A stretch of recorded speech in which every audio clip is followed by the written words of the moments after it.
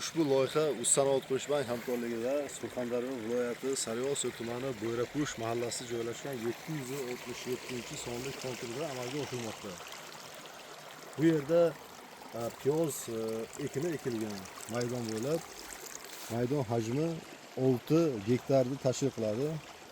Uzunligi taxminan 800 metr, Yaxshi misraf qilaman. bo'yi 500 metr atrofida. Bu yerdagi ekinlar zamonaviy usullar bilan parvarishlanmoqda. Hozirda ekinlar pishib yetish arafasida turibdi. Ekinlarni yetishtirish 6 oy, 7 oy atrofida vaqtni talab qiladi.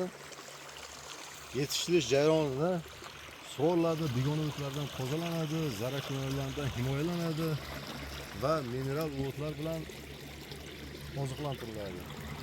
Ushbu loyihaga 22 ta dehqon xo'jaligi kiritilgan bo'lib, har bir dehqon xo'jaligi uchun o'rtacha 25 sotqidan yer maydonlari to'g'ri keladi.